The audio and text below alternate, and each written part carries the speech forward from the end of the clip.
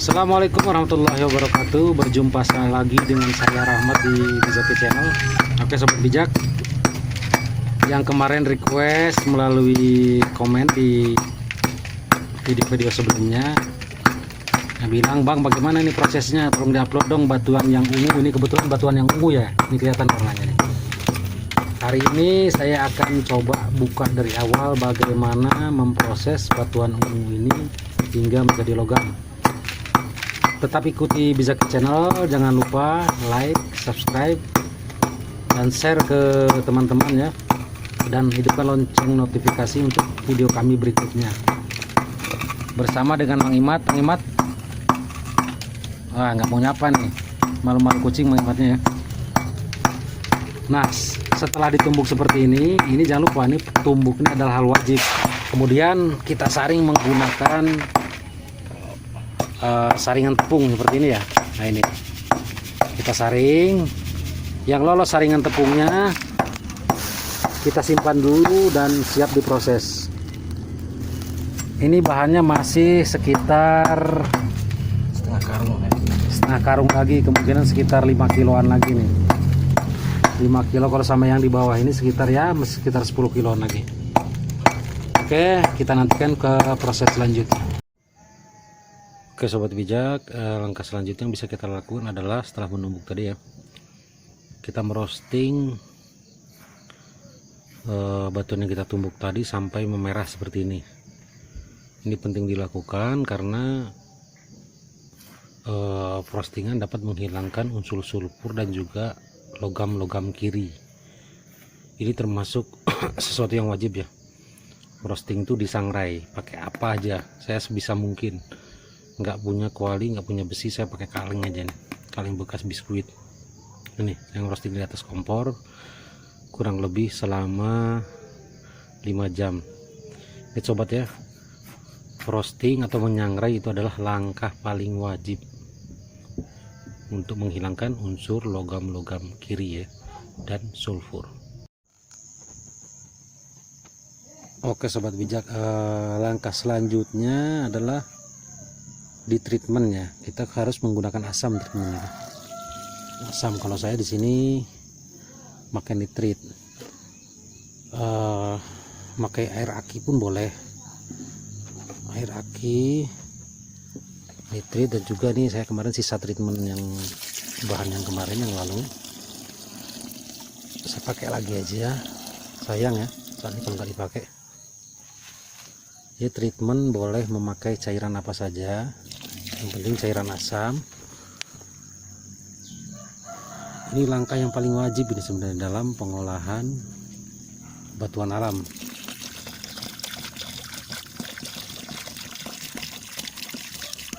Ya, saya rasa cukup sekedar treatment. Treatment ini kita lakukan kurang lebih 1 hari 1 malam saja. Kenapa harus di treatment? Karena untuk menghilangkan unsur sulfur dan kandungan besi yang ada di dalam material yang akan kita olah dan kita ambil emasnya. Nah, selama proses treatment ini, karena dia menggunakan zat asam tinggi, saya di sini kebetulan menggunakan nitrit aja ya. Kita usahakan jauh dari lingkungan, karena di asap daripada nitrit ini sendiri mengandung zat NO yang berbahaya bagi kesehatan. Oke sobat bijak, tetap ikuti Bizaki Channel. Nanti kita lihat setelah treatment ini kita lakukan langkah apa. Oke sobat bijak, pada step selanjutnya kita memberikan air panas pada bahan yang telah kita treatment ya, untuk menghilangkan sulfur. Dan dengan air panas ini, pertama kita mengurangi kadar asam yang ditimbulkan oleh nitrit. Berarti apabila mengurangi kadar asam berarti otomatis menaikkan pH dan mengurangi pengaruh asam pada material yang kemarin kita treatment. Ini harus benar-benar bersih agar nanti pada proses pengolahan basah material yang kita olah ini sudah tidak mengandung asam lagi, jadi kita gampang mengatur pH-nya ya pada pH 11. Kita siram air panas dengan tujuan selagi dia itu untuk menghilangkan pengaruh asam dan juga mengangkat sisa-sisa sulfur serta logam-logam kiri yang masih tersisa di endapan. Jadi apabila kita mengolah basa nanti, otomatis yang akan didapat adalah logam-logam mulia. Oke sobat bijak, ini tahap selanjutnya ya. Setelah kemarin kita roasting, kita tumbuk, terus kita treatment dengan nitrit, maka ini adalah tahap bukan penentuannya, tapi tahap selanjutnya, tahap terpenting ya, yaitu pengendapan. Seperti janji saya kemarin, bagaimana, ada pertanyaan dari penonton bahwa bagaimana cara mengolah dengan sistem basa dengan bahan seadanya. Ini adalah air abu kayu. Air abu kayu ini sebagai pengganti urea, sebenarnya ya. Tapi kalaupun ada urea putih ya lebih baik dicampurkan. Ini urea putih nih. Ini urea putih. Kemudian soda api dan juga vetsin. Vetsin boleh merek apa saja ya. Kenapa pakai vetsin? Sebab vetsin ini mengandung monatrium glutamat murni yang di dalamnya terdapat kandungan kadar yaitu asam amino. Ya walaupun nggak ada di sini ya. Asam amino itu sangat dibutuhkan sekali dalam proses pengkorosian bahan logam ya, terutama logam-logam mulia yang non magnetis. Oke, langkah pertama yang kita tempuh adalah kita masukkan vetsin ke bahan yang telah kita roasting kemarin ya, yang telah kita treatment. Ini airnya ya, air sisa dari treatment. Saya udah cuci beberapa kali untuk menghilangkan kadar nitritnya dengan air panas. Langkah selanjutnya kita masukkan vetsinnya. Nah seperti ini, kita masukkan vetsinnya, kemudian kita tambahkan air abu kayu. Sebaiknya disaring dulu ya. Ini kalau saya nggak disaring ini nggak apa-apa, kita kan cuma ngambil airnya. Air rendaman abu kayu. Kemudian kita tambahkan urea putih. Nah seperti ini, tambahkan urea putih secukupnya. Kemudian kita masukkan rendaman soda api.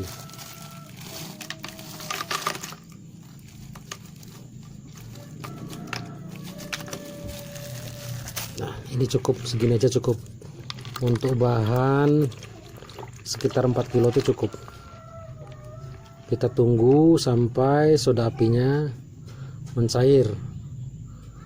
Soda api sendiri ini akan menimbulkan reaksi panas ya pada saat terlarut oleh air. Jadi kita biarkan dulu terlarut, baru kita masukkan. Nanti kita atur pH-nya. Apanya yang kurang kita tambah. Semisal pH-nya masih bawah, masih 9, kita bisa tambahkan lagi soda api. Kalau pH-nya di atas, kita bisa tambahkan asam. Yang penting pH antara 10 dan 11.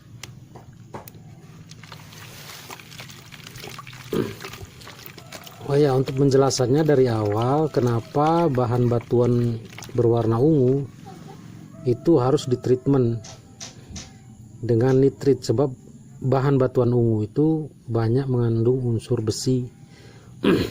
Salah satu cara untuk menghilangkan kandungan besinya adalah dengan ditreatment dengan nitrit. Kemudian roasting, yaitu penyangraian, juga dapat menghilangkan unsur besi dan logam-logam kiri lainnya. Juga untuk menghilangkan unsur sulfur yang dapat. Kenapa sulfur harus dihilangkan? Sebab sulfur itu dapat mengganggu dalam proses pengendapan logam mulia nantinya. Itu dia bisa memakan kembali kandungan emas yang sudah kita larutkan melalui sistem basa. Ini kita masukkan.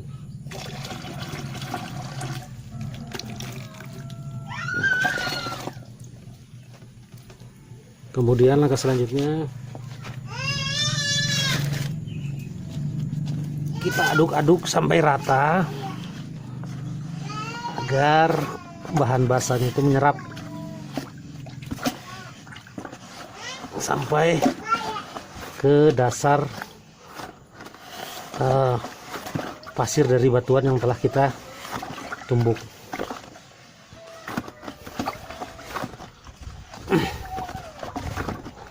Nah, proses seperti ini tuh jangan cuma sekali ya, harus dilakukan berulang-ulang kali, 3 kali sampai 4 kali, sampai semua kandungan logam yang ada di dalam batuan ini sendiri itu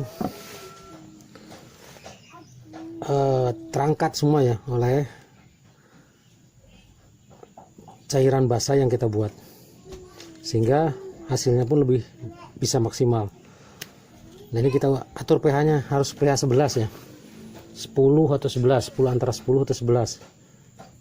Wah, ini kelewatan nih. Ini di pH 13, kita bisa turunkan dengan asam sedikit. Turunkan dengan asam sedikit saja. Ini asamnya ya, sudah siapkan. Sedikit saja kita turunkan. Mengapa harus diturunkan? Sebab kalau pH ketinggian,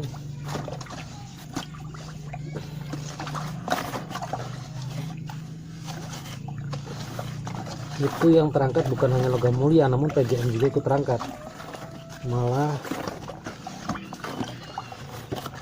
lebih menyusahkan kita untuk proses pelogaman nantinya.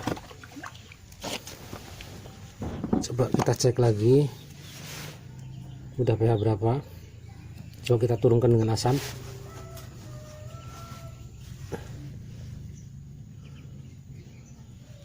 Tambah lagi sedikit, masih di pH 13.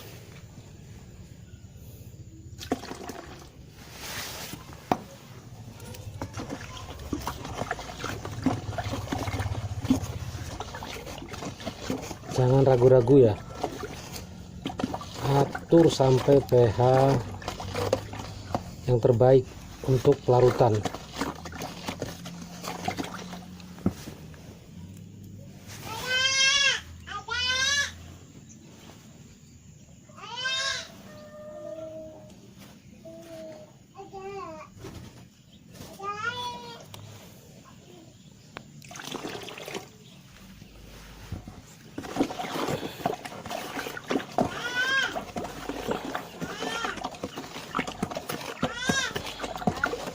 Pukulan antosan.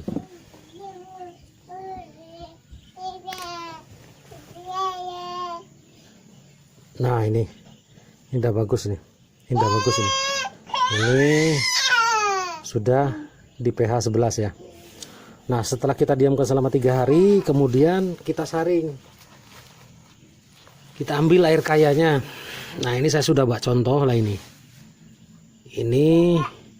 air kaya daripada batuan ungu yang telah saya proses sebelumnya. Ini sebenarnya perendaman yang kedua, hanya memberikan contoh saja, memberikan tutorial saja bagaimana cara mengendapkannya. Ini kita ambil sisa dari pencukiman ya, atau kita bisa bikin rebon sendiri dari nitrit dan tembaga ya. Tembaga yang kita celupkan ke nitrit boleh dicampur dengan seng yang ada di dalam lilitan mesin air, itu lebih bagus tuh, yang di dalam dinamo. Lalu kita masukkan, kita lihat ini bagus apa enggak hasilnya. Kalau menghitam itu tandanya kandungan logam mulianya sangat bagus.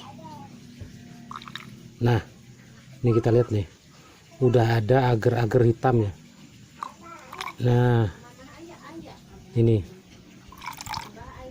tuh, wah bagus sekali nih, sampai agar-agar ini tebal.